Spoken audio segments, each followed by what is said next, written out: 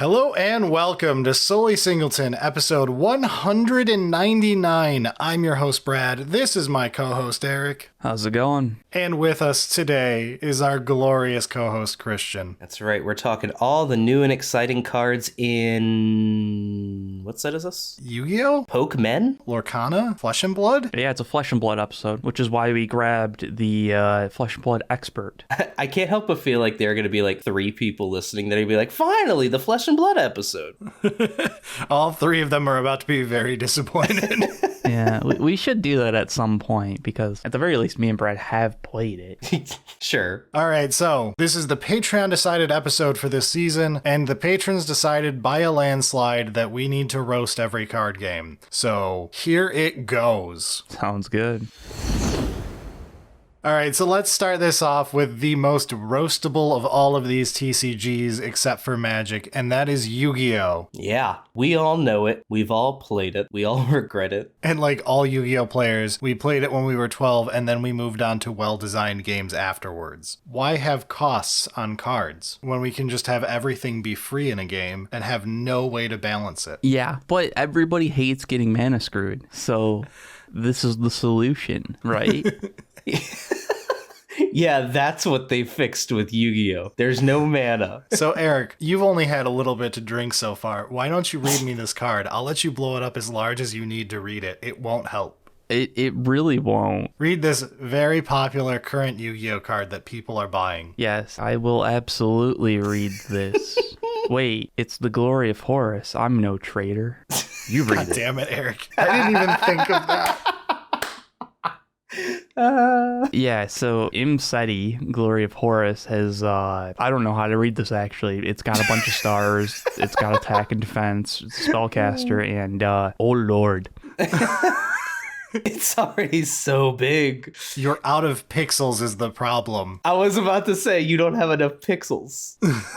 Wait, Eric, what element is it? You forgot the element. Yeah, Eric, I agree. You need to read his element. It is... Wow, this picture's awful. This is the highest def picture of this card I could find. It's purple.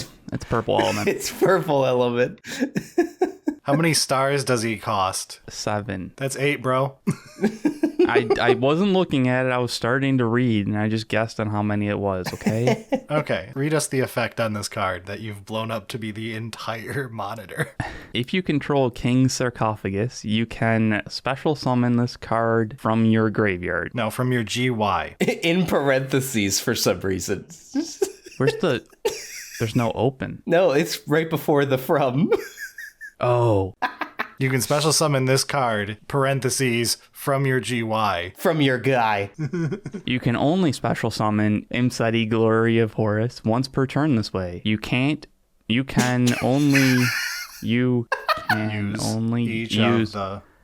only use each of the following effects of Imseti, Glory of Horus once per turn. You can send 2 cards from your hand to the GY, including this card. Add 1 King Sarcophagus from your deck to your hand. Then you can draw 1 card. If another cards you control leaves the field by an opponent's card effect, while this card is in your monster zone, except during the damage step. I don't know.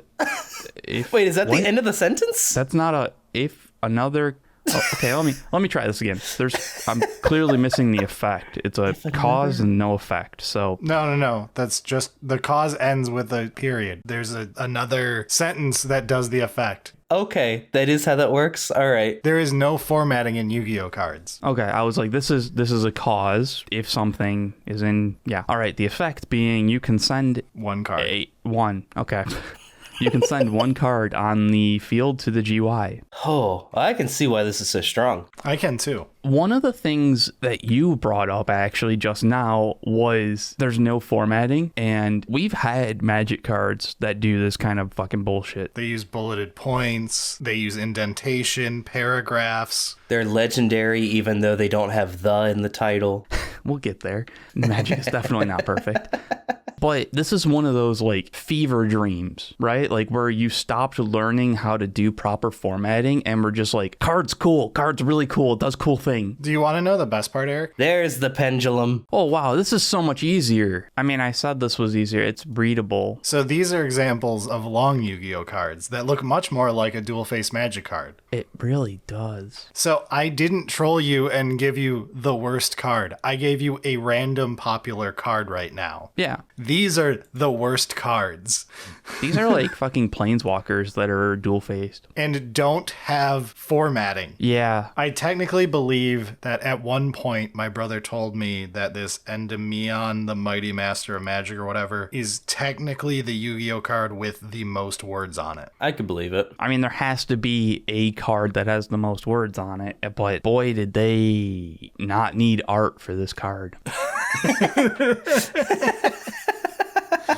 So yeah, Yu-Gi-Oh has some issues when it comes to formatting. It's got some issues when it comes to having no costs on anything. I do enjoy the fact that, like, it's definitely a problem of the always one-up yourself, like, continual growth, but this is better. But Yu-Gi-Oh somehow manages to be, like, they embrace it enough that it's kind of fun, of, like, it's so fucking stupid. It's so one-upsman. It's so much, but my number's bigger and bigger and bigger. Yeah, so looking into these, I actually went into each of the fan bases for these and read opinions on things that are good, things that are bad, all that, so we could properly roast games we haven't played, at least since we were 12. When we played this, these cards were Karibo, yeah. Well, I mean, you make that joke, Thousand Eye Restrict is a fusion summon. That card is still batshit to read. Yeah, it's still pretty fucked up. Yeah, I mean, there was always problems, but that was like I said, they embraced the sheer stupidity. I love how on the Chaos Emperor, by the way, so they have stars, right? And the stars are the notation of the cost for sacrificing the number of creatures you have to sacrifice, sort of. But then it literally just says cannot be normal summoner set. Why do you have a star value?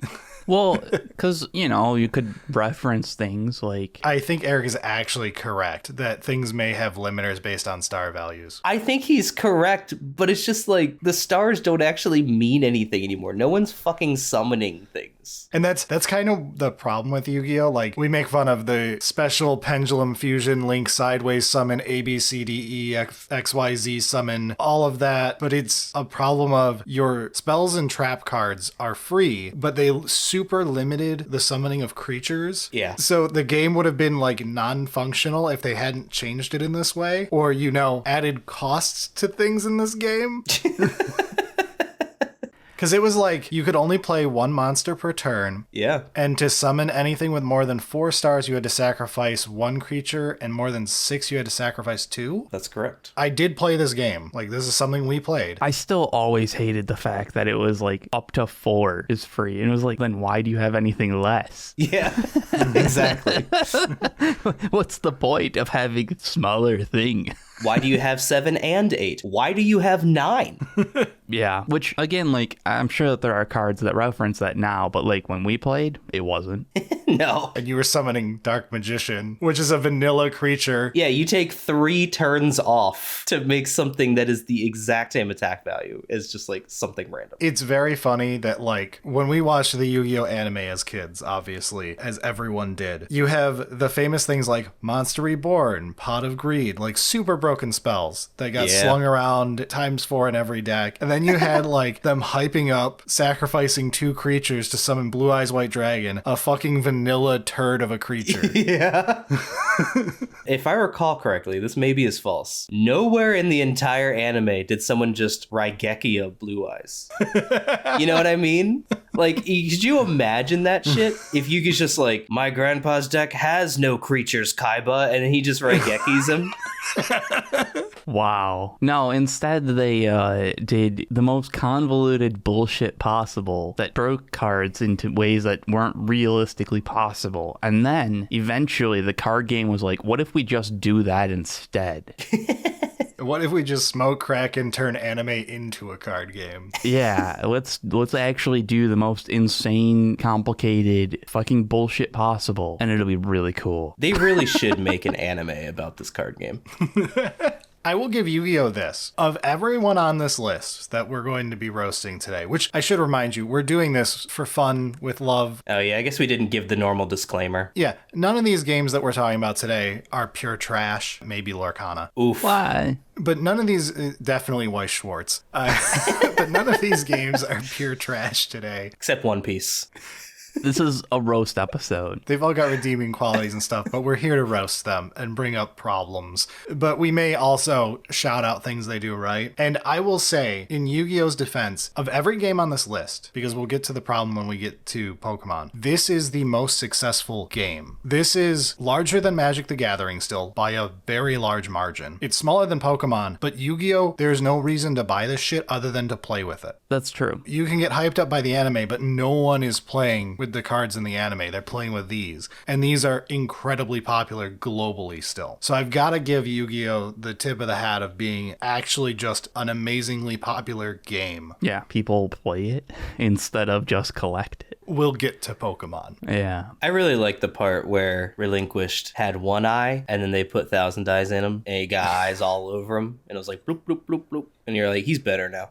He is better now. He is better. Yeah. Now he's a 0-0 again. All right, enough talking about Yu-Gi-Oh! I'm just kidding. I know nothing about this card game other than Pot of Greed allows me to draw 2 cards from my deck. 2 additional cards from the top of your deck? 2 additional cards from the top of my deck. Holy shit. What if you draw into Pot of Greed? You could do it again because it doesn't have a cost. Holy shit. And I also know that Dark Magician Girl got that cake. Yeah. If you didn't rub one out to Dark Magician Girl, you're not a millennial. I need a 20-second break. We were all there at 13. Yeah. Salute to all of you millennials. You Zoomers, I don't know what you jerked off to, but I'm sure it was Fortnite. Oh, no. Speaking of porn, let's move on to Oh, Disney. no! Eric's not allowed near schools. We're talking about Lorcana.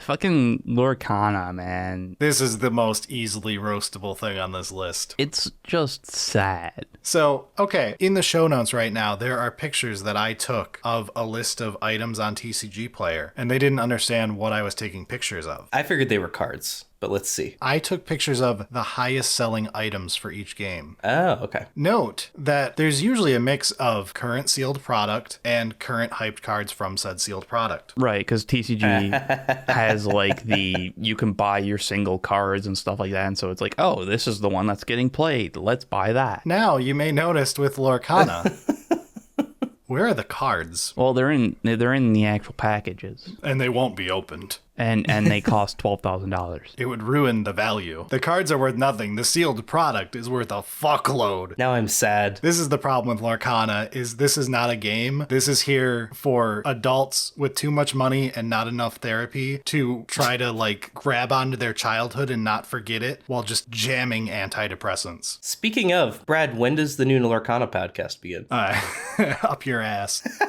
That's not a time, that's a location, asshole. Yes, your asshole is the location. We confirmed this. Okay, as long as we confirm that. Yeah, so Lorcana is like interesting because when I looked up the community for this game, obviously it's very new, but it was basically angry 40-year-old men complaining about how they can't get a hold of products so that they can resell it later for thousands more dollars. And Anthony.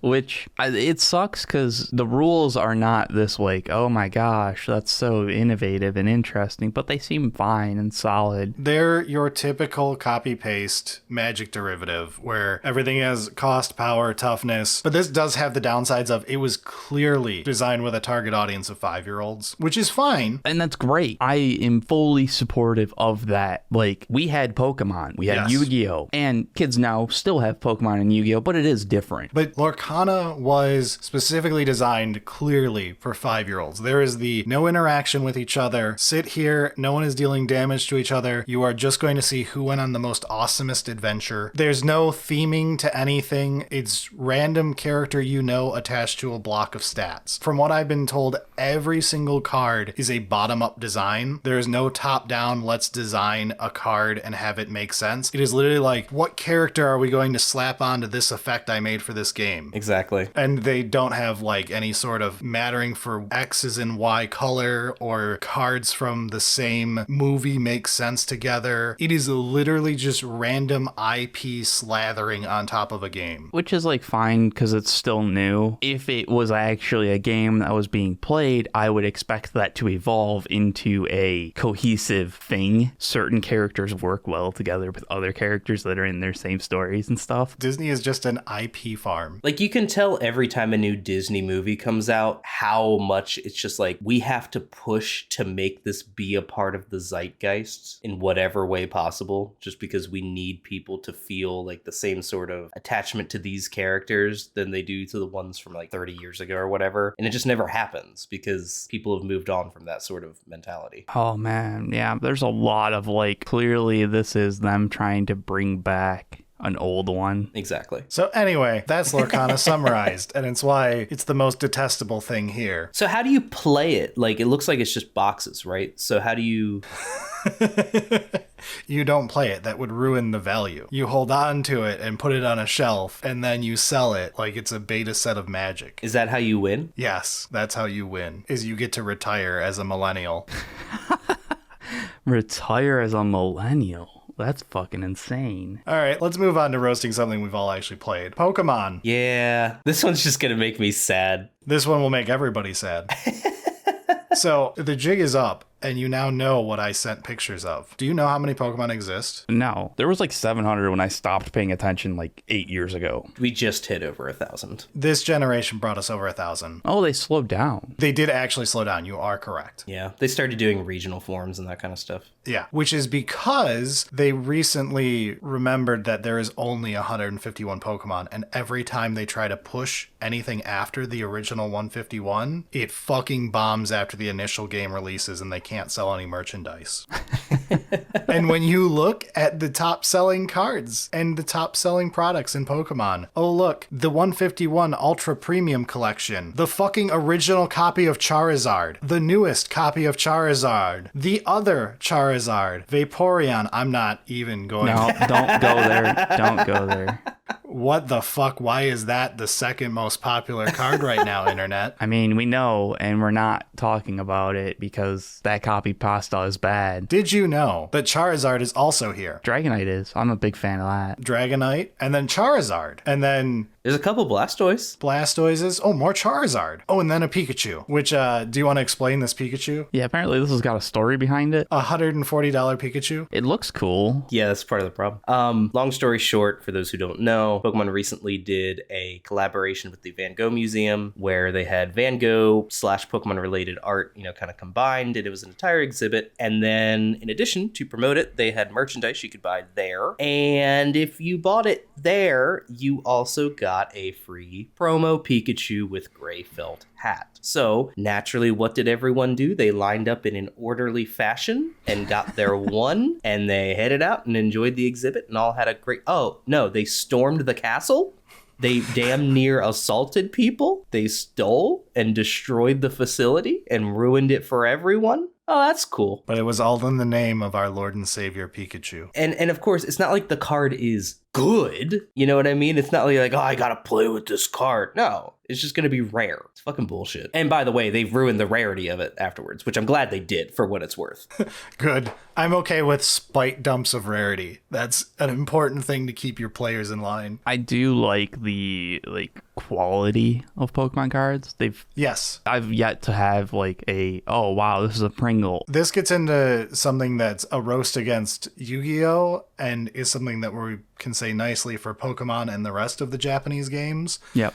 Other than Yu-Gi-Oh!, the Japanese card games all come on the best card stock I have ever seen. They could take a bullet. Yeah. And honestly, they do a fantastic job of making sure that even the promos where that they've got special extra stuff done to the card, essentially, you've put your foiling processor, you've done whatever to it, doesn't warp the actual card stock itself, which is great. And that's cool and all. And yay, awesome. But that doesn't really help the gameplay. Yeah.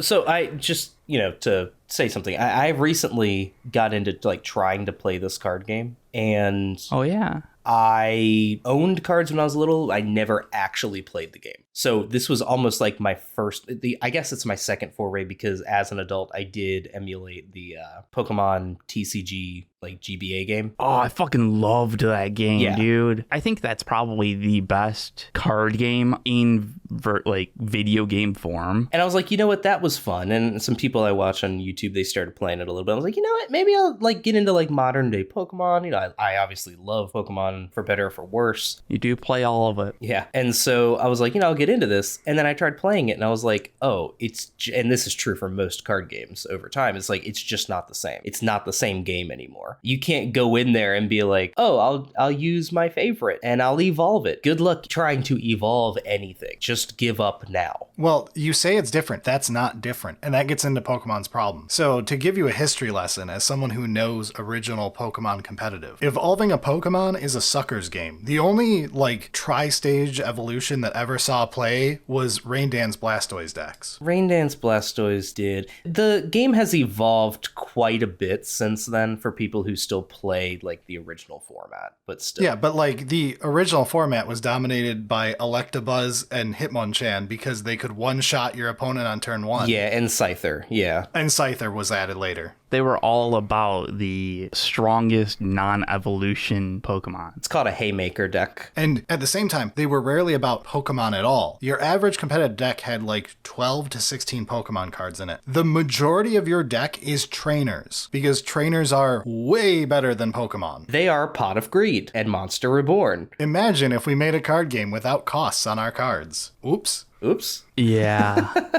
Let's just jam 4 Professor Oaks, 4 Bills. Yup. I'm trying to think of some of the other classics that are just utterly busted. Energy removal, energy retrieval. Yeah. This gets into the whole problem of Pokemon has the opposite problem of Lorcana, but it's the same problem. Pokemon wishes it had an audience of 10-year-olds, but this game cannot be played by 10-year-olds. I will give Pokemon this. Pokemon is one of the only games on this list that is not a Magic derivative. Almost every game on this list, other than like Pokemon and Yu-Gi-Oh! And Spoody's going to argue Flesh and Blood, but I still see a lot of similarities. But every other game on this list starts with the expression, okay, have you played Magic the Gathering? It's like that, but we fixed it so Mana Screw doesn't exist. And then we added this other little like thing because it's fun. And yeah, Pokemon definitely is different. Pokemon is a unique game, and that's not a good thing for it because it is a very complicated game, and it has a target audience that is 10. I actually have experience in trying to teach my sister's kid, 8, 9, something like that, 10-ish,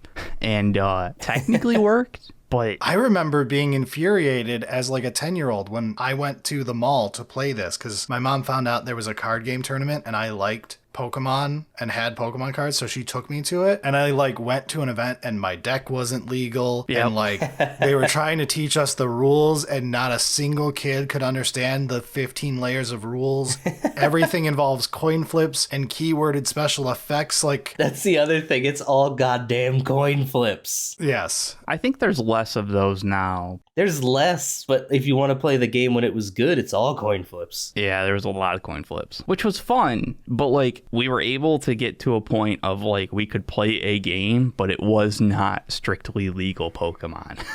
And that's fine. Like, we had fun. It was great. But wow, is it actually kind of complicated? and I will also point out, like, look at the top selling cards in Pokemon. Go back to Yu-Gi-Oh! Look, Yu-Gi-Oh! Is a bunch of current sets and cards from the current set. Yeah. Pokemon is cards that haven't been legal in decades. Literal decades are the top selling cards because Pokemon is not a game. It is just a collectible card series. It is arts on cards that go in binders. No one actually plays Pokemon. No one in air quotes plays Pokemon. It is the most purchased card game on the planet by a very, very, very large margin when you actually look at back-end numbers. It's not even close. It's in a different universe than every other card game, but none of those people give a fuck about playing this as a game. True, but I would also say it's likely the most played game incorrectly because there's still a lot of kids Yes, that play yes. Pokemon. Absolutely true. Like, they don't play it strictly to rules. They all have their own, like, this is our play group's rules that we came up with and figured out, and this is how we enjoy it.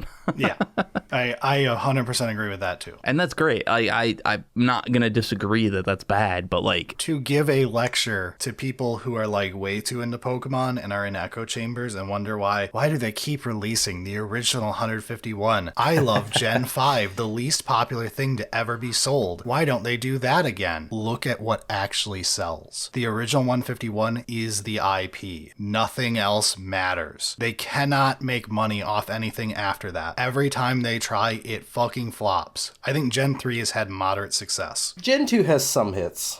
Yeah. Well, Gen 2 has like 2 because they were the dragons after Dragonite. It was like Salamence and Tyranitar. That's Gen 3. Tyranitar is Gen 2. Yeah, so sorry, it's Tyranitar and Angron. I was more thinking that's also Gen 2. Angron, that's not right. Angron's, by the way, neither of those are dragons, and also one of them is Gen 3. They're physically dragons. They are two-legged, bipedal. They're like Charizard. Charizard is also a dragon. Charizard's a dragon. Charizard's a dragon. Dragons are not bipedal, supposed to at least. But, like, they are the equivalent dragon-esque big lizard. Yeah, they're the poster board dragon. It doesn't matter if you're going to try and dissect it and be like, well, actually, it's part of this subspecies and genus. Fuck off, it's a dragon. Technically, Tyranitar takes more design philosophies from Dinosaur. It's a fucking dragon. Yeah. It's a Godzilla. It's a Godzilla monster. Also, Godzilla -1 is dope as fuck. I just saw it last night. Holy fucking shit. It was so fucking good. I still need to see it, but I'm looking forward to it. I don't know what that is. The new Godzilla movie. It's a dragon. It's a dragon. He's a dragon. I should take a look. I like dragons. He breathes a type of fire. Is plasma fire? Well, technically, plasma and fire are two different things. When you break it down to the aether. It's technically pronounced ether. All right, let's move on. Let's move on from Pokemon. Yeah, with One Piece. We don't need to talk about Flesh and Blood. So, One Piece here is a new card game. It is 1 year old, essentially, right now, in America, the only place that matters. The only place that matters. The place that the fucking cards are expensive. Yeah, that's part of my roast here. I mean, they won't be in a year or two or whatever, but like, fucking hell, man. It was an interesting art design for them to write sample on all their cards. Yeah, that's one of the roasts too. For some reason, Bandai decides that, like, their arts are the main selling point of their card game, so they put sample over every single digital art so that you cannot use it. So you have to find scans of the cards so that you can actually use pictures of them. To be fair, they are very cool arts. Oh, they're fantastic. It's one of the good things about the game. You know, it's one of those, like, I'm here for the manga and I want that aspect of art kind of thing. And yeah, they're probably not wrong that the art is a large part of it, but wow, does sample be annoying. It's pretty miserable when you're trying to, like, put a deck together online and every card has sample slapped over the dead center of it in giant white text. Yeah. I'm playing sample.deck. Yeah, there's some issues when it comes to support, and this comes from the whole it's a Bandai game. We'll get to Digimon in a moment, but yeah. It comes with some issues of being a Bandai game and their opinions on what a card game means. It has bonuses, which is they, like Yu-Gi-Oh, will just print something to the ground if they need to in order to maximize profits. Like, there's no, well, let's hold on to the equity of our reprints so that the fetch lands can sell next quarter in 5 years when we're worried about having a downturn quarter so that the shareholders aren't upset with us. No, if a fetch land is selling for too much, they will just print more of that set because you could make money off it. So they still do have I mean, this is true for basically all the Japanese card games, is they have their promos that are like a problem. Yeah, this is a major negative. But their general cards this is what we release it at a price point. That's what we expect people to pay for it, and we'll continue to release it if people are going to continue to pay for it at that price. And that's great, but it's not the only part of the cards. There are promos, and that's a fucking problem. And we glossed over it with your Pikachu promo, but we can't gloss over it with One Piece or any of the other Japanese games. Japan has the issue of it's one city. Like, realistically, Japan is a single city. It's like 2. It's a single city. Yeah. So Japan doesn't understand the idea of why it would be bad to make an exclusive promo that you can only get in one place, because you could just go there and get it. Like, at worst, it's a 3-hour train ride. Yeah. Whereas then overseas, there is a card right now that if you want to play a certain deck, a law deck, there's a card named Gordon who is 30 something US dollars right now, maybe 20 something. I haven't checked his price recently, but because you could only get this Gordon if you bought a ticket to the last One Piece movie, and you need 4 of him to play this deck. This wouldn't be an issue in Japan where he's like 5 cents. But in America, go find the last One Piece movie that's playing on your local cinema. Oh, it's 5 hours away, you say? Yeah. If you're lucky. And you'll be lucky if that's how the promo's distributed at all, because there was a promo that's just the newest Shonen Jump has this exclusive promo. It's not good. You get used to it when you play mostly Japanese games like we do. The problem is how they handle that outside of Japan. It was for the UK got a promo that you had to go to some dying bookstore chain that there was like 3 of left in the country to get this promo when you spent over $50 on random books.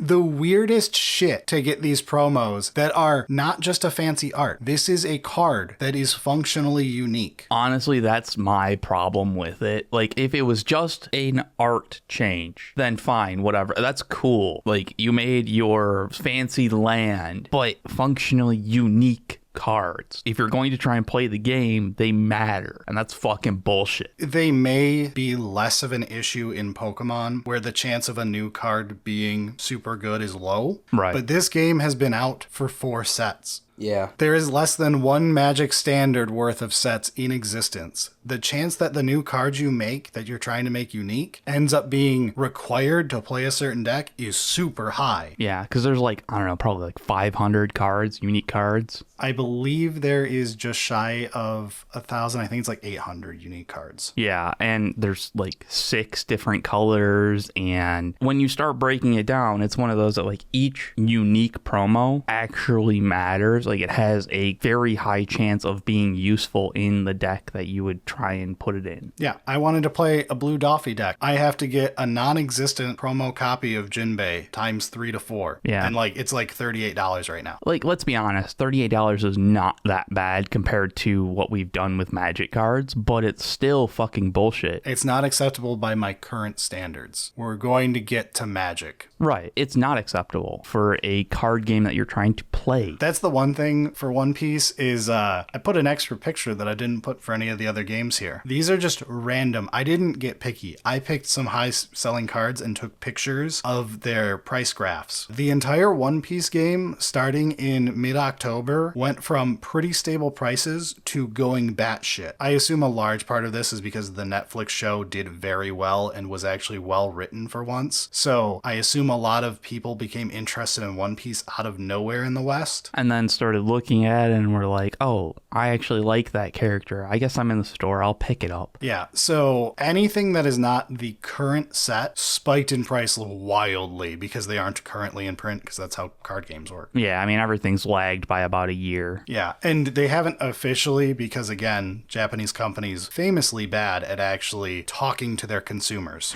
No, say it isn't so. Especially overseas. Oh Lord. Are you trying to say that their PR department doesn't talk to the rest of the world very often? No, or treat them as equals.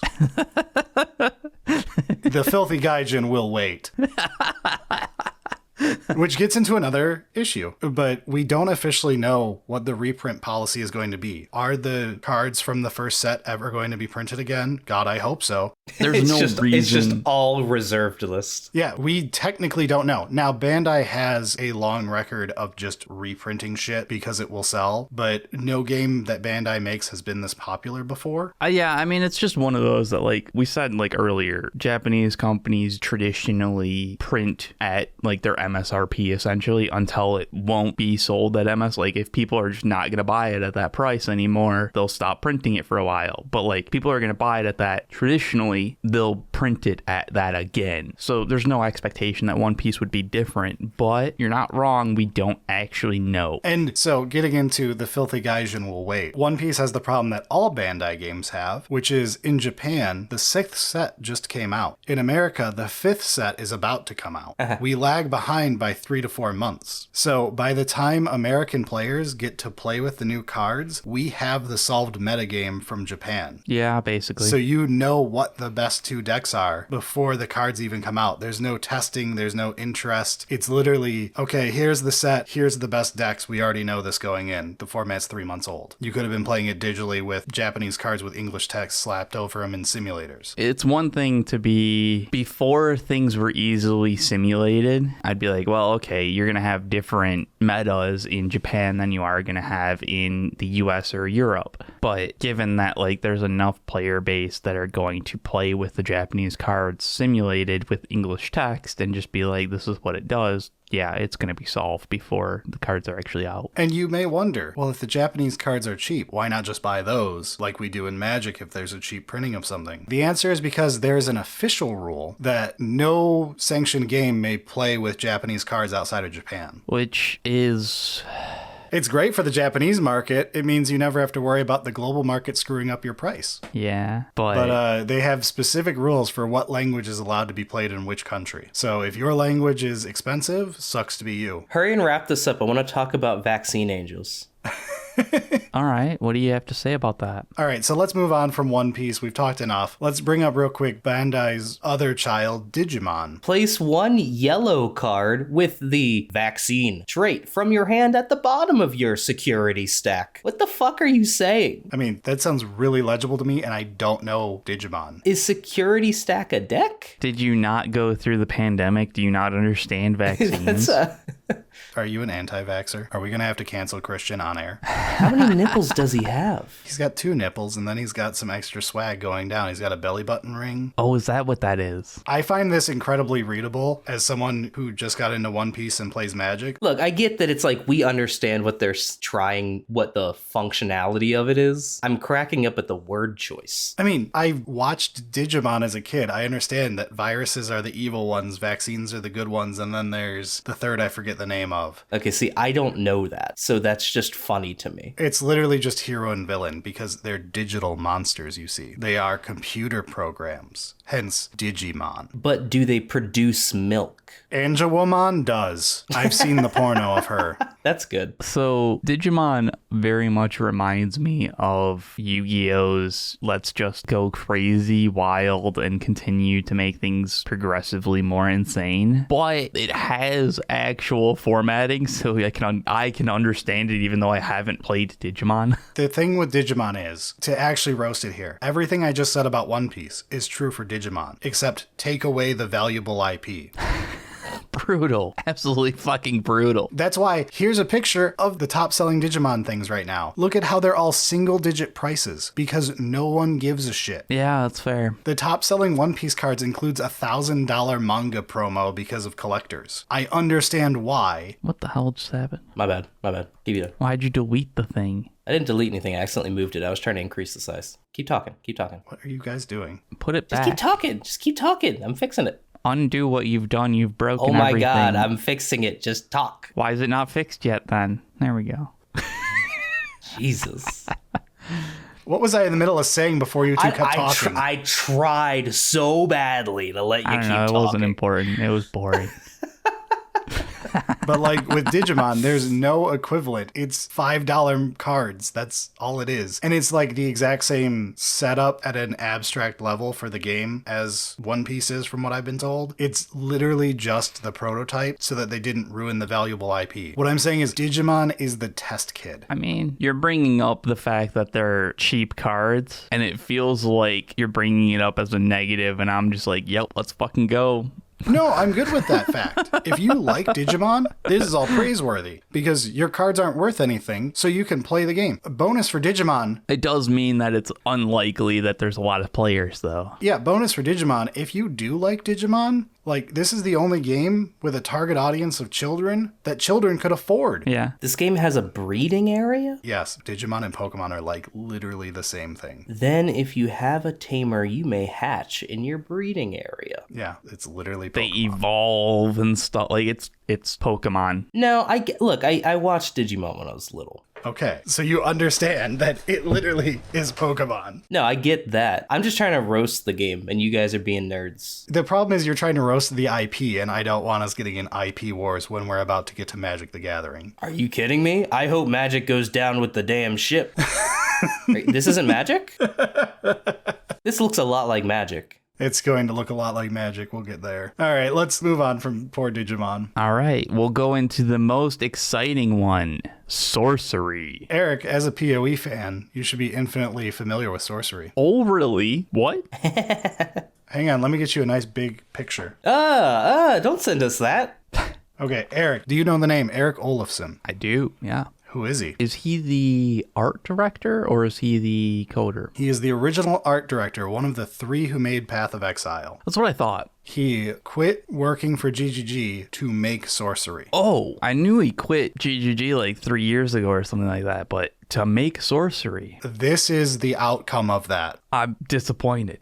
He decided to take his talent as a grimdark, amazing world builder and to make a 1995 Magic ripoff. It very much is. That's disappointing. Like, to be fair, he did make a Diablo 2 ripoff. Yeah, and also to be fair, it's what he and Chris were huge fans of. They're Magic nuts who are super boomers. Yeah, that's why they collect the old cards. Yeah, I get it. And like, to be fair, a lot of this art direction does fucking slap if you were into that. If you were into that. If you think that dime store shitty books from the 1980s or the side of your uncle's van looks cool, then you'll love this. But I mean, that's disappointing. So Sorcery is the ultimate boomer bait. I will explain it to you because I know you don't know anything about this game. It's created by, again, Eric Olafson, the original design lead for Path of Exile. You can just take your knowledge of Magic the Gathering and copy paste it. It is Magic the Gathering, but it essentially tries to lock it to the original intent for Magic of like 1994. This won't ever be competitive. It probably won't hold up rigorously for competitive. It's meant for more storytelling battles between friends at a kitchen table. All right. Which, I mean, that it is an interesting idea, and I don't hate trying to not be a sweaty neckbeard about games, but I understand that that's not possible when you try and actually release a fucking product if it's good enough and there's money to be made. Problem is, unfortunately, people. Unfortunately, people. So, like, you can see the heart of it. Like, read the Pact with the Devil card here. Pact with the Devil 4, triangle. That actually, yeah. I think it does matter. It does matter. Unique magic commands a heavy price. Sacrifice the caster or lose half your life, rounding up. If you do, draw 3 cards. That's a fucking magic card. Yep.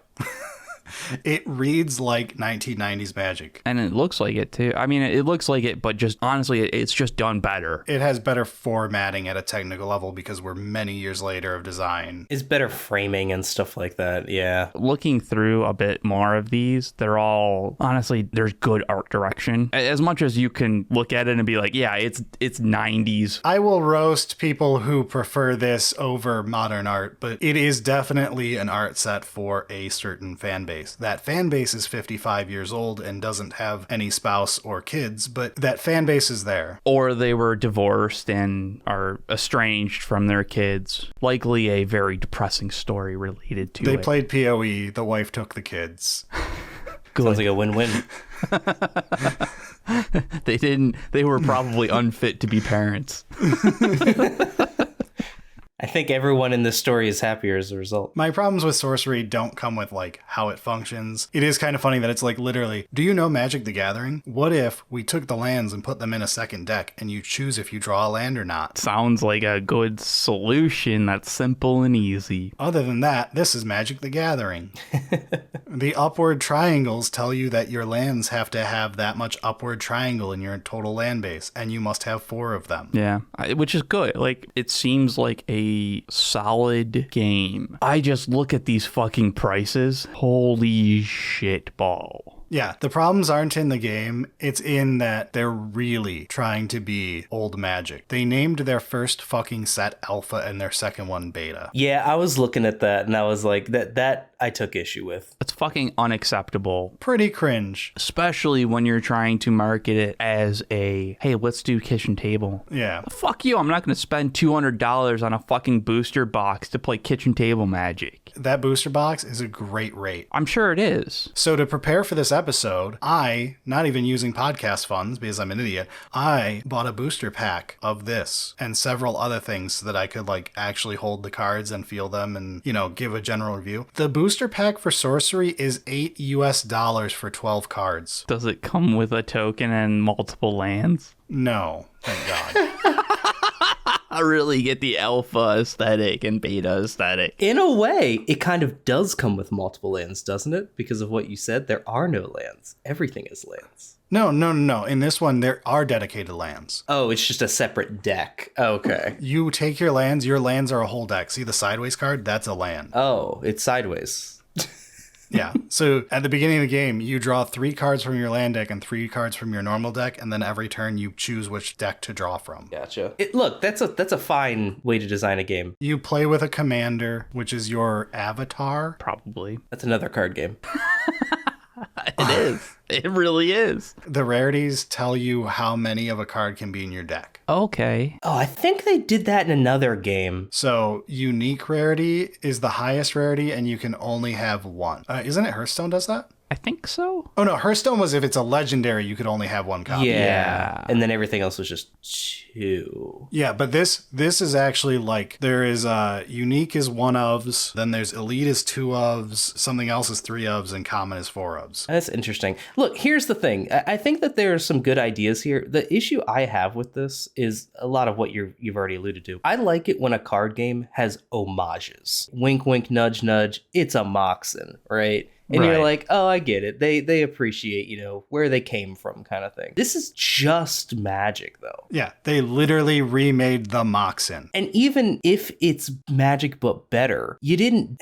I don't know. I take serious issue with that. It feels scummy. They purposely made mistake cards. They made the Moxen to put in alpha and beta so that in 10 years, these can be expensive. Jesus Christ. Yeah, no. And all of the artists, you may not know them because they haven't made Magic art in 20 years. These are the original Magic artists. Ah. In a world where artists are currently bitching about new tools that make it so they have more competition, these artists are the ones who are still trying to be horseshoe blacksmiths. Like, these are people who are still mad they had to learn how to use the computer to keep working. I don't know if that's entirely true, but it is funny and I can understand.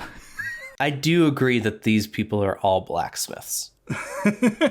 Speaking of blacksmiths, How is that going to segue us into Flesh and Blood? Yeah, is Rudy apparently a fucking blacksmith? What? no, blacksmiths, they have flesh and blood. Allegedly. That's the segue on the record there. So let's talk about Spoody's new love and joy in the thing he plays far more than Magic. Oh my god, yes. This started way worse than even Sorcery, which is just trying to be Magic beta forced. Like, that's what Flesh and Blood started as. They were like, ooh, let's start with a reserved list and 15 rarities, and we'll have it where there's 3 versions of each card, but you only want 1 of it, and you can throw the other 2 in the fucking trash. Okay, hold on.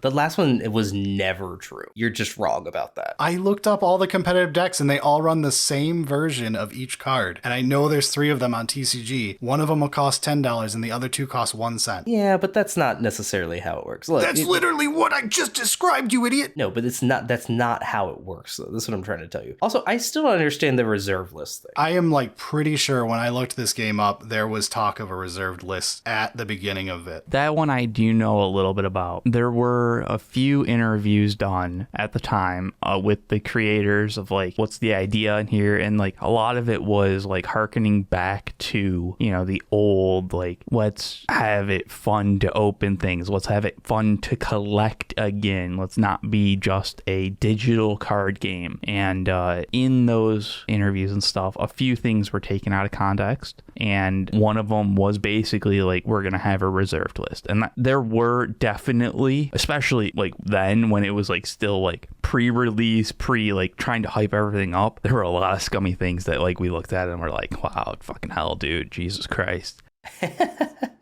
But, you know, it was one of those that, like, it was taken a little bit out of context, but it still was, like, in context of the rest of everything that was going on. It was like, it seems completely reasonable that that's what their actual intent is. So it's a bit much, but it wasn't crazy to think that that's what they were going to try and do. Back then, when we were looking at it, I'm pretty sure if they could have been successful and they could have marketed it, they absolutely would have done a reserved list. It's just people were like, no, that's not going to happen. We're not going to accept it. And they pivoted, which is good, which is why the game's not dead. But they absolutely would have done a reserved list from a lot of the talk during the initial startup phase. And, you know, the call outs to their favorite person on YouTube was Rudy. Let's not pretend that Flesh and Blood's developers were not shitbags who probably own a Black Lotus or 20. They absolutely are MTG Finance. I have issues with this game, if I may. You can go into your modern issues because your Flesh and Blood section is up to you. But you were saying, like, I don't think I can even roast this game. It's perfect. And I'm like, what are you talking about? That is not what I said. You can tell just by how you said that. You recommended a game to Eric and I that doesn't even include creatures as a type. It's literally like, I'm going to fight you with my flame punch, and then you're going to counter with your walkie shoes.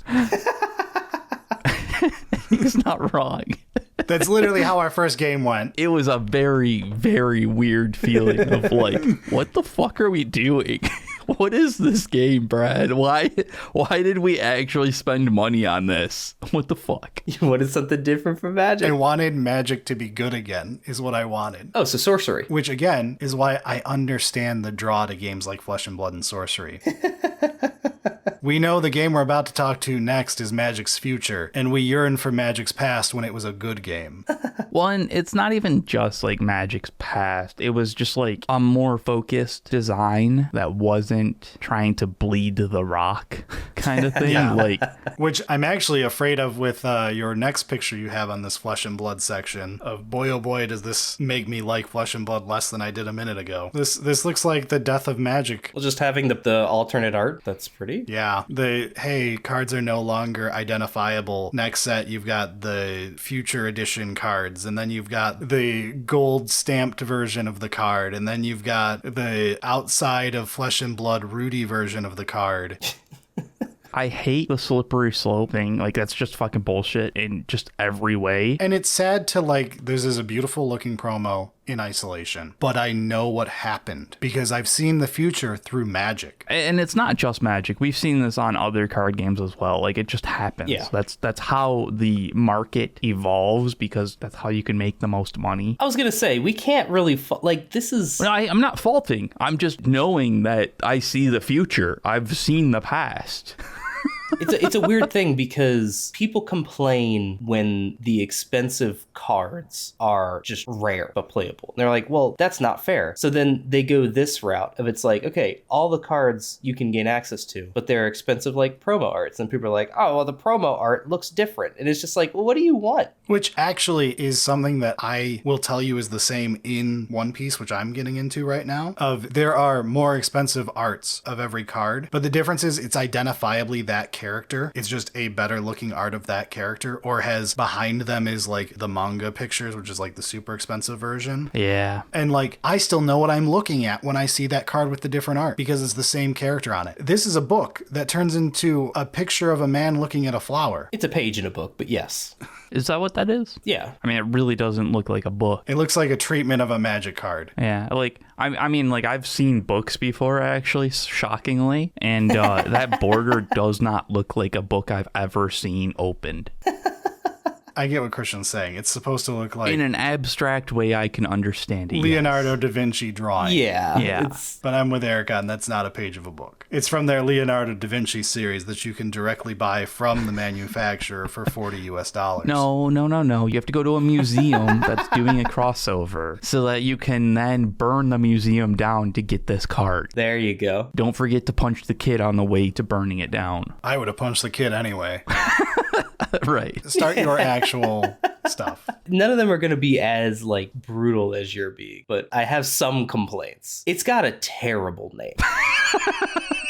Yeah. Fab. No, not just fab, flesh and blood. Every conversation you have about it, you have to preface with, it's not as gory as it sounds. Like, no, wait, come back. I'm not a freak. It's a card game. It's not about flesh. It's not about blood. Well, yeah, there's flesh and blood. Yeah, well, yeah, there's battling, but it's like, and then they go with like and I can't help but feel like this was an afterthought. And you mentioned the rarities, and they had more rarities in the past. They did get rid of that immediately after the first set, which I'm glad about, because common, rare, super rare, majestic, like that's just too many. They got rid of super rare. Okay. But the fabled rarity, which is the highest rarity, is possibly the dumbest idea that I've ever seen. So what is it? It is a functionally unique card where there is one in every set, and they often function like Moxen and are homages, and their rarity is roughly one every 1,000 packs. Oh, fuck off. Are they tournament legal? They are tournament legal. Some are they're often playable. Yeah, see, this is the flesh and blood that I remembered them talking about. Yeah. And the only reason why they aren't more of an issue yet is that while playable, they usually aren't played because they're just not quite playable. And you're just waiting for the first fuck up. Yeah, well, technically, the very first one they printed, Hard to Find Out, is probably the most playable and does occasionally see play. That's pretty much it, but like, it's an issue. And the fact that they haven't remedied that, I take very serious issue with. Like, if you're going to make complaints about this game, that is a serious one that is continues to be an issue over time. Don't they have a unique ban list thing, though? So they have just straight up a ban list, but they also have the Living Legends system, which just like, I can get into it, but the Living Legends system wouldn't affect those cards whatsoever. I thought it was like, if Ponder wins too many tournaments, Ponder is banned. No, it's hero-based, not card-based. Oh, so it's commanders. Okay. Yes. And because the cards continue, and like a lot of these ones that I'm talking about, they're generic. They can be played in any deck. Not, maybe not most of them nowadays, because they ran out of like after the first few sets, they're like, the generic ones are running out of ideas. This one's a light illusionist Moxen. And you're like, oh, okay. I guess if I want it, I have to spend like $300. Like, you know what I mean? Like, it's ridiculous. That's one of the things that I'm glad a lot of the Japanese games, like the Bandai games, have stolen Magic's color pie and enforced commander rules where, like, you pick your leader. You can only use shit from that. You can't do 5-color good stuff. Or 6, because they all use the 6th color. I just want to say, because I'm curious if I'm just misunderstanding. You know this isn't a Japanese game, right? No. I'm saying the Japanese games do that too. Although, this is the other category, which you don't know this, Christian, but this is a joke of Flesh and Blood and Sorcery have something in common. They're both from New Zealand. They're both from English-speaking Japan. Yeah. And you know what? Let's talk about English speaking real quick. Actually, let me say one more thing about Fabled Rarity. In our very first booster box we opened a Fabled card. Cash money, let's go. Sort of. See, here's the fucking problem. Oh no, is it because there's 3 of them? No. I didn't even make my money back. They decided that a couple times they didn't make Moxen Fableds. They made cards that were so cool and so unique that people still aren't quite sure how they work within the system of the game, and they don't see any play. I guess we just bought the wrong set. Wow. So is it like a Steam Flogger boss? It's worse. I thought it was like where it's like, who's he the what's it? And you're like, oh boy, I got a card that says who's he the what's it. And it's going to matter in like 20 years. It's going to be awesome. Literally, I just Googled the name of this card, top post, Reddit. Can someone please explain how blah, blah, blah, do I even need to go further? I'll read it to you. This is Korshem, Crossroad of Elements. This is a sideways card. They don't have those.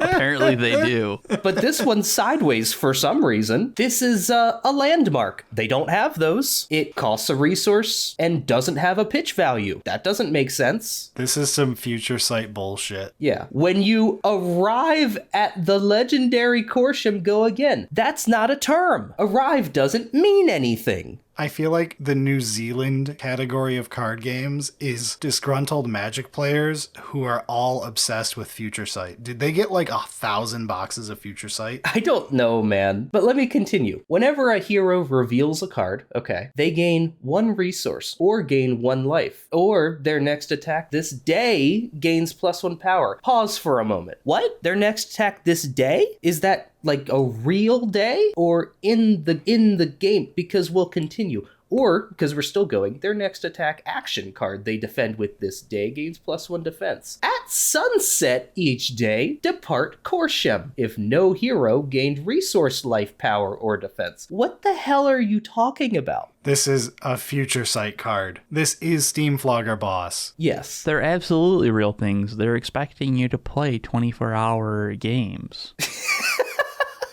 Okay, that's pretty good. And here's the thing. This will probably be relevant at some point, and I'll be glad that I opened it because it will suddenly become $800 overnight. The game's going to be dead before then. I was going to say, if the game's alive in 5 years, which is the problem with everything that's not one of the big 3. Yeah. I'll be curious to see if this one lasts 5 more years, because I think it's doing okay so far. Flesh and Blood seems to be doing all right. I question if there's enough room for both Flesh and Blood and Sorcery, and if the boomer Magic market just moves to Sorcery instead. You know, that's a whole other thing. Let me continue, if I may. Oh, there's still more on the So card. you mentioned... No, Korshem's done.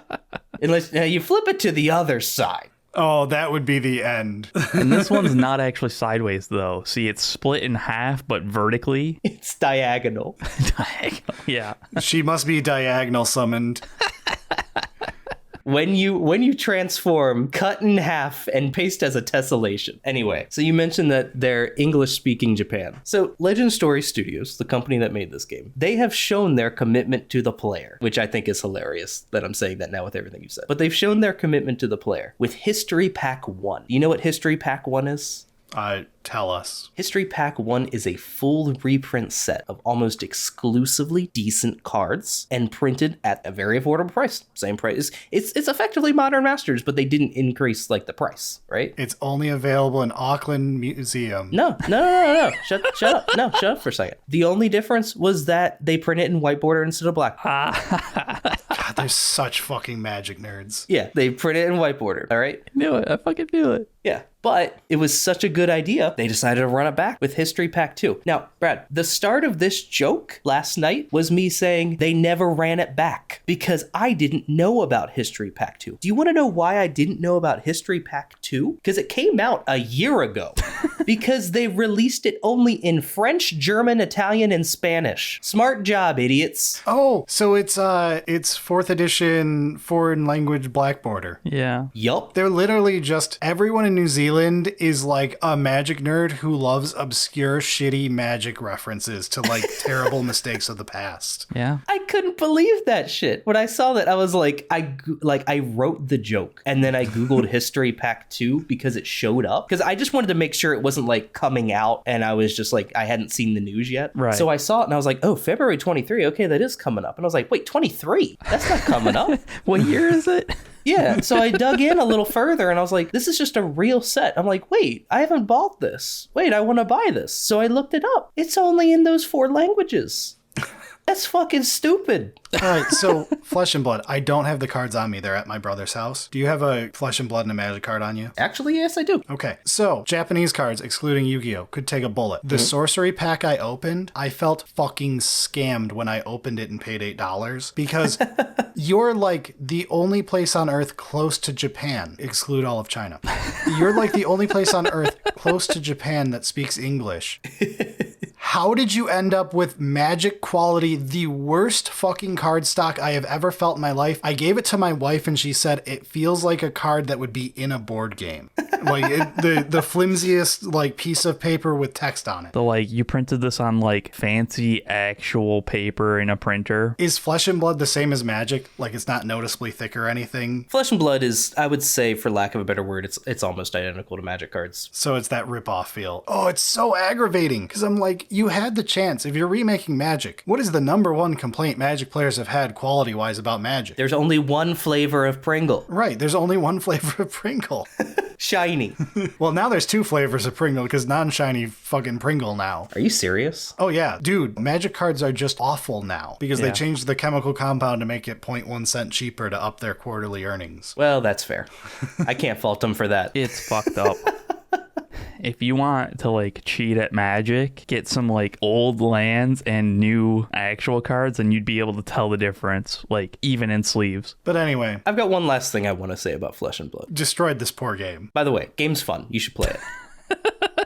Unless you like, creatures or anything like that, then don't. Actually, I'm not going to keep being the actually guy. They do have creatures now, but Okay, because I fucking hated that. it's a stupid game, though. I assure you, it's not fun at all. Flesh and Blood is competing with Magic the Gathering in ways that I don't think the latter is ready for. Okay? For example, in the most recent World Championship, they successfully ran audio coverage with 0 working mics. Holy shit. And I think that is pretty cool. So thank you, Flesh and Blood, for having an entire day one of your biggest tournament where no one could even hear. How many people were at their tournament? The World Championship had almost 500. Okay, that's where One Piece blew me away when I've been dealing with Warhammer stuff, right? Where like 400 people globally play it. Competitive Warhammer's a joke. That's a discussion for our other podcast. But the last One Piece tournament held in California had 1,400 people at it. Whoa! And I was like, I forgot how big of an IP this is. Holy shit.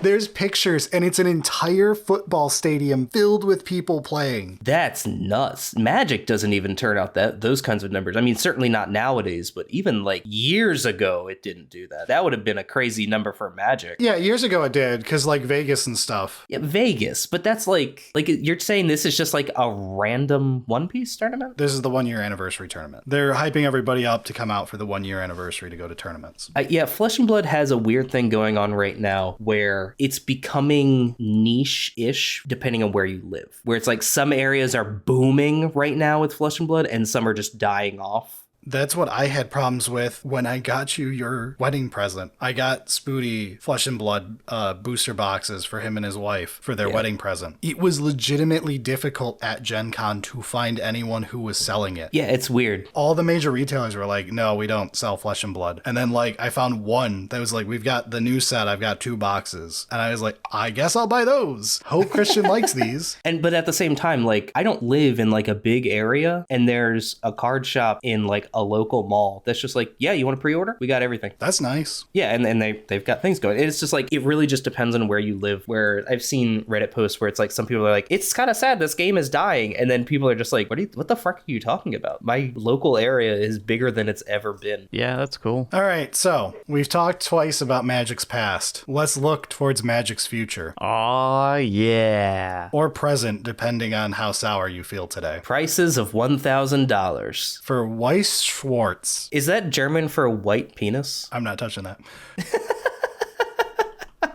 I'm not touching that. Christian. Hello. Do you know what the first 2 cards Eric and I put as a joke were? Do you see the character and understand who that is? The only thing I could think of, and I don't know if I hope it's this or I hope it isn't, because it probably isn't. Is that Left Shark? What? Left shark. No, what? Is this a fucking Joe Mama joke? No.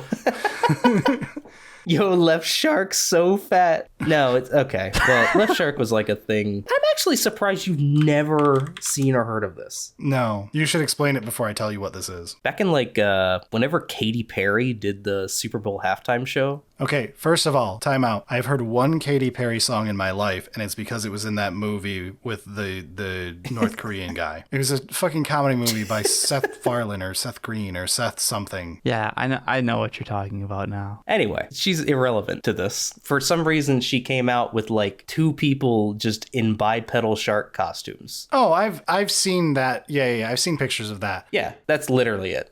I wasn't sure if this was a reference to that or not. No, wow, that felt obscure. Okay, So what the hell is this? So the person on this mystery card, this is a VTuber. This is Guargora. Okay. They have cards for Weiss Schwarz. It's essentially the IP game where anyone who wants a card game but doesn't want to invest in a card game just gives their IP to Weiss Schwarz. Yeah. And you can play your Iron Man versus your Thanos versus Garagura. Negan. Oh, wait, that's Magic. There it is. I was waiting for one of us to say it. But anyway, it's the Japanese equivalent of what Magic the Gathering has become. But yes, VTubers have an entire set now. And one of the most expensive cards is an autographed VTuber card. Oh, it is autographed. Yes, so that you can, so for the second picture, Eric posted the one that's really expensive. The second picture is not as expensive, but it's the same character. Right. This card is the one where we were going to our local game store to pick up some One Piece cards to try it out. And we were looking through the cabinet and I said, hey, brother, you can get yourself a VTuber card game. And he was like, haha, funny anime joke. And he looked out and he's like, oh, that's actually Guargora. And I was like, yeah, that's why I said you can get a VTuber game.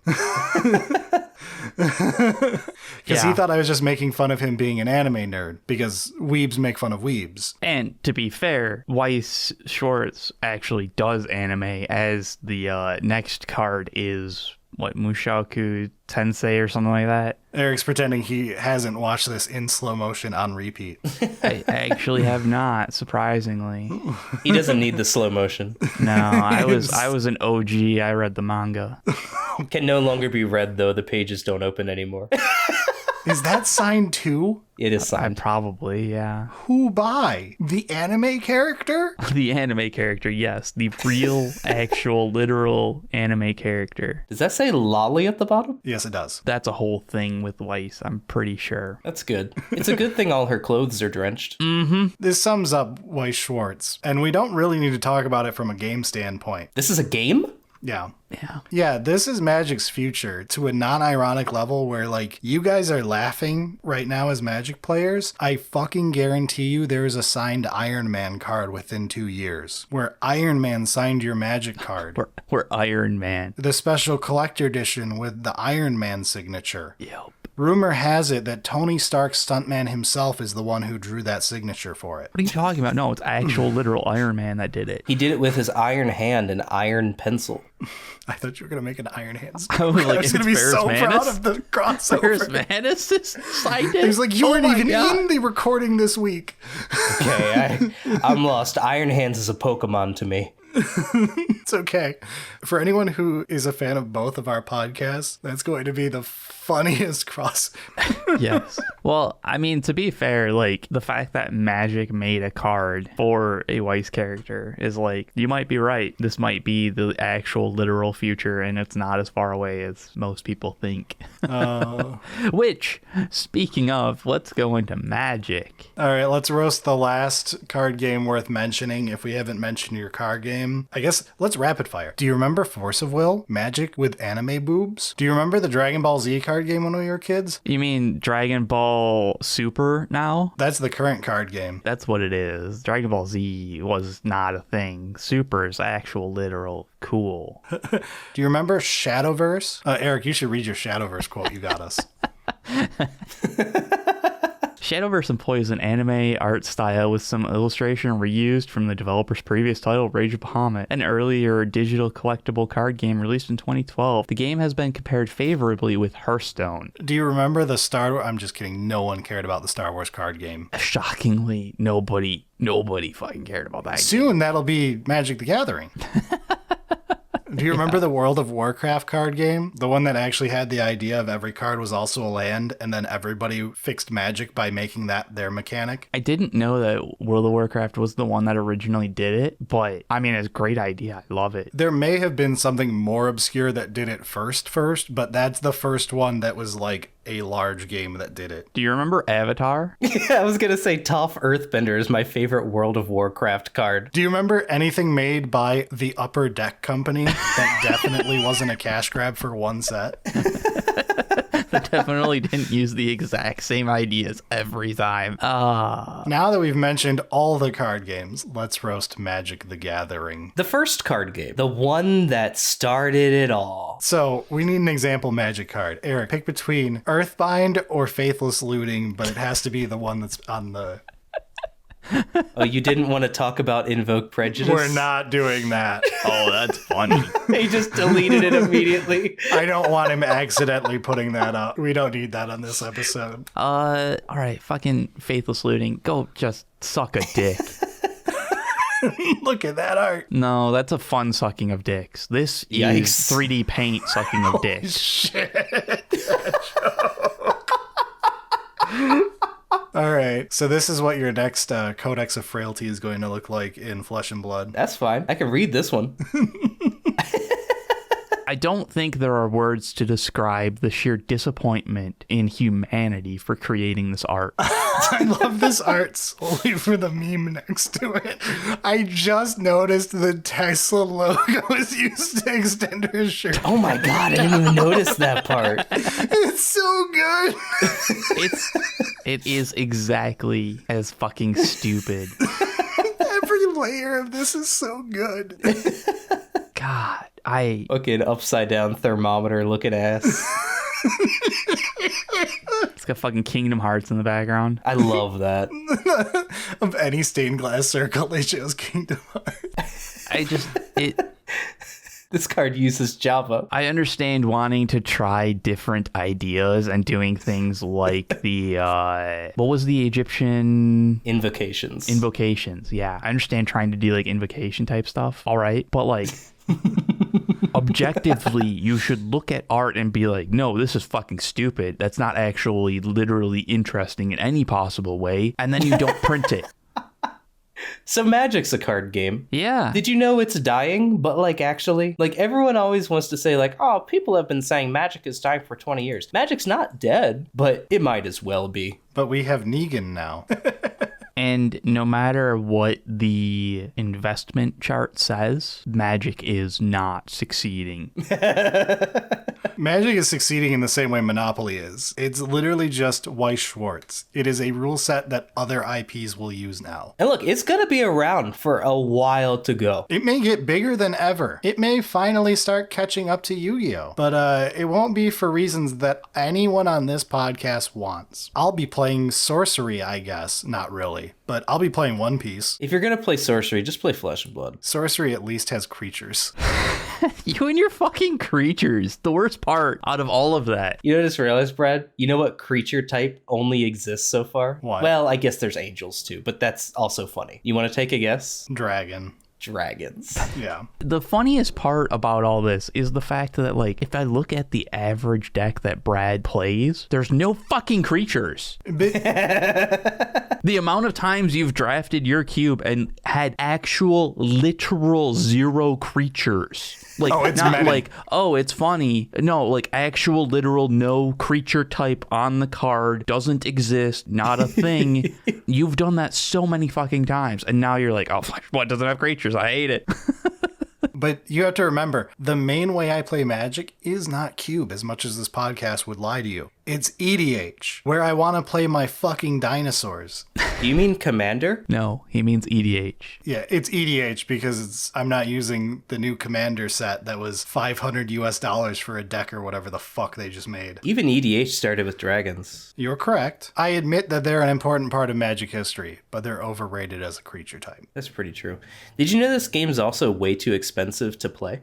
I do have in my notes here. This is the only game where $2,000 for a deck is considered a reasonable price by most of the fan base. They will defend you like, no. It's important that the fetch lands are $90. It's important that a dual land costs $600. And then be like, but there's ways to budget to get into it so that you can then continue to invest. You can be purely inferior to me because you don't have as much money as me. The other part that fucking irritates me, it's one thing to have your constructed decks be expensive. Sure, those are going to be like the most tuned, best cards, whatever. But like the fact that one of the selling points of Magic has been drafting. And drafting is not fucking cheap and has been getting more and more expensive. And more of the premium draft sets have been double and triple the fucking price is bullshit. Yeah, so a lot of our play group has moved on from Magic and isn't aware of the current pack thing going on. I don't even know if Eric kept up on this year. No, I did, because it's something that I legitimately think they have a shot to do correctly and have continually done the most fucked up bullshit, corporate, just infuriating decisions possible. You didn't like when they went, okay, we'll have draft boosters and then we'll do set boosters, which are twice as expensive, but get rid of all the chaff.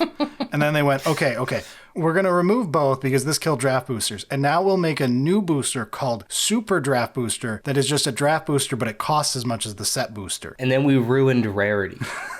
Yeah, because here's an issue I have now as somebody who has the niche within the niche within the niche. All right. Oh, true. Yeah. Now they're going to have even more uncommons. And uncommons are just the same rarity as commons now, basically, right? Like and then on top of that, that balance is just going to ruin draft. You're just going to have so many more mythics and rares. It won't ruin draft because what they're going to do is increase the amount of draft chaff in a set. So there's only 5 good cards out of the 400. It is one of those things that honestly legitimately pisses me off about the fact that Magic as a card game is fun. Drafting is fun. Mm-hmm. Why are you why do you do this to your own player base? Why are you trying to make things worse? Oh, because the player base deserves it. Yeah. The only people left playing Magic in 2023 are psychopaths. Or masochists. No, it's not psychopaths. It's people who need to call the gambling helpline and get some help. I really should.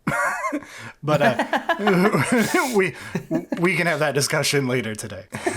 But do you know what's great? So I researched all of these card games this week so that I could do this episode, right? Yeah. Mm-hmm. While researching them, I was doing like comparisons, like looking up Reddit threads and stuff, or looking up like forum posts of like X game versus Magic and stuff like that for like how people had opinions of the other games, all that. The by and large outcome of this was every game's fan base would like you to know that Magic the Gathering's fan base is fucking unhinged. Yeah. Every one of them agrees of like, at least we're not Magic players. Those people aren't okay. The single worst thing about playing Magic is having to deal with Magic players. I've said that for a long time. It's so nice not having to deal with Magic players anymore. And it's weird because, like, yeah, playing other games, I'm like, man, everyone here is a normal, well-adjusted adult who can go outside and touch grass. And then, like, Magic players are like, even Twitter users are like, holy fuck, they're crazy. When I played Magic the Gathering consistently, my fiance left me. Now I play Flesh and Blood, and I'm a happily married man. And this sentence will either be hilarious forever, or in like 5 years, it's going to be the saddest and even funnier thing that I've ever said. It's very true. Could go either way. And that's why I said it.